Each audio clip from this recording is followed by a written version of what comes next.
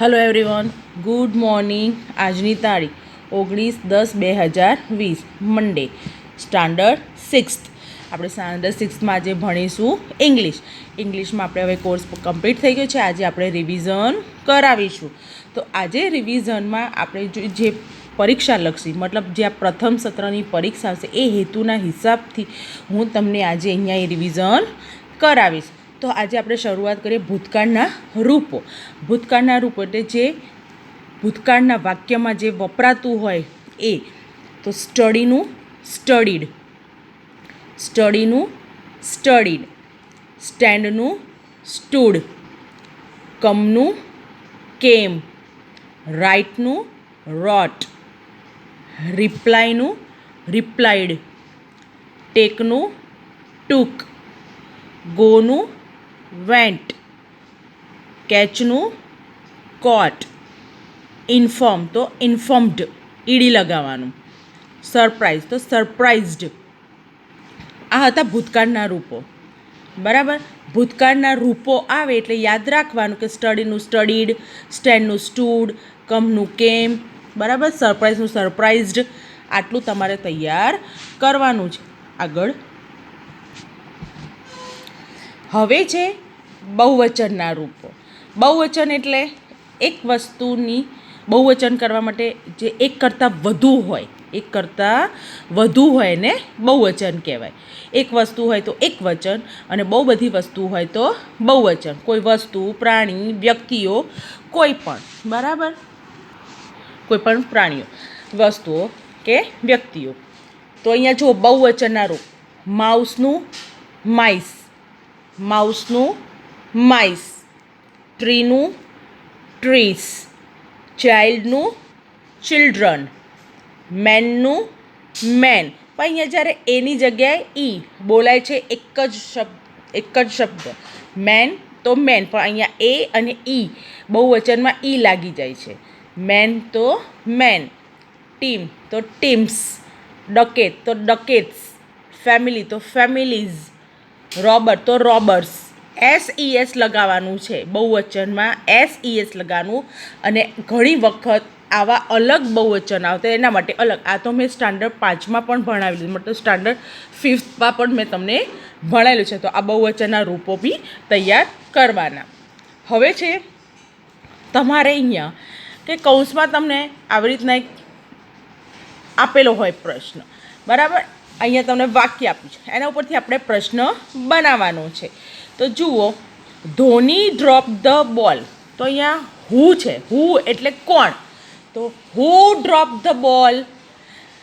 જ્યારે નામ આપેલું હોય ત્યારે કાયમ હુ મૂકી દેવાનું, અને હુ આપેલું હોય ત્યારે નામ મૂકી દેવાનું. જો અહીંયા એવું લખ્યું કે હુ ડ્રોપ ધ બોલ અને કૌંસમાં ધોની આપ્યું હોય તો શું લખવાનું? તો ધોની ડ્રોપ ધ બોલ. અત્યારે શું આપ્યું છે? અહીંયા નામ આપ્યું છે, નામની નીચે લીટી કરેલી છે, એની જગ્યાએ આપણે હુ મૂકવાનું છે. બરાબર, ખ્યાલ આવ્યો? હવે બીજું, Maya kept her purse in a cupboard. હવે ઇન અ કપબોર્ડ, માયાએ પાકીટ ક્યાં મૂક્યું? તો વેર, ક્યાં? તો વેર એટલે ક્યાં? તો પ્રશ્ન, વેર ડીડ. અહીંયા કેપ્ટ ભૂતકાળમાં છે. આ તમારા લોકોને 7મામાં ભણવામાં આવશે, પણ અત્યારે તોય પણ હું તમને શીખવાડું છું કે where did Maya keep Har purse. પછી પ્રશ્નાચિહ્ન કરવાનું. જેમ અહીંયા પ્રશ્નાચિહ્ન કર્યો છે એવી રીતે પ્રશ્નાચિહ્ન પણ કરવાનું. તો શું પ્રશ્ન બનશે કે where did Maya keep Har purse. માએ પર્સ ક્યાં મૂક્યું?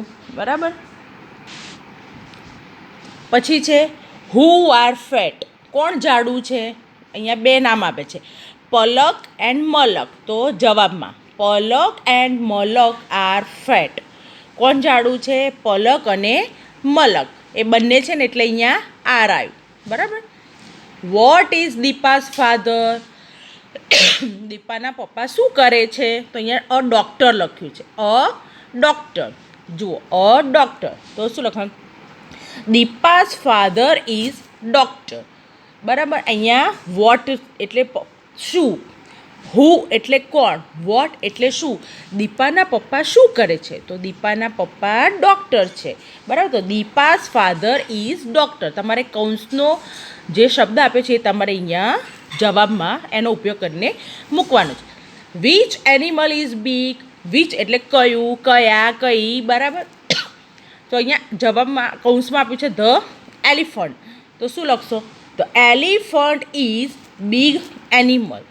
બરાબર, આ રીતે તમારે જવાબ બનાવવાનો. તો એલિફન્ટ ઇઝ બિગ એનિમલ. બરાબર. છઠ્ઠો પ્રશ્ન, હુ વોશ્ડ ક્લોથ? તો સરોજ. સરોજ વોશ્ડ ક્લોથ્સ. હુની જગ્યાએ નામ, નામની જગ્યાએ હુ. બરાબર, ખ્યાલ આવી ગયો? આ યાદ રાખજો. Where do the girls keep? Girls શું કરે છે? તો the girls keep in the garden. શું કરે છે ગર્લ્સ? ગાર્ડનની અંદર. વેર એટલે ક્યાં. છોકરીઓ સ્કીપ એટલે દોરડા કૂદવા. છોકરીઓ દોરડા ક્યાં કૂદે છે? તો the girls keep in the garden. છોકરીઓ બગીચામાં દોરડા કૂદે છે. પછીનો પ્રશ્ન, વેર ઇઝ દીપાસ બેગ? વેર એટલે ક્યાં. ક્યાં આગળ છે દીપાની બેગ? તો Deepa's bag is on the bed. અહીંયા જવાબ તમને મતલબ આપેલો છે કે ઓન ધ બેડ. તો Deepa's bag is on the bed. ખ્યાલ આવ્યો? BED. અહીંયા BED. ફરીથી જોઈ લો. Where is Dipa's bag? તો અહીંયા જવાબ છે ઓન ધ બેડ. તો Deepa's bag is on the bed. દીપાની બેગ બેડ ઉપર છે. ઓન એટલે ઉપર. બરાબર. તો આ જે આપણું રિવિઝન હતું, આમાંથી જ હું પરીક્ષાનું જે હું કરાવવાની છું એ હેતુથી મેં તમને આજે રિવિઝન અહીંયા કરાવ્યું છે. Okay, by.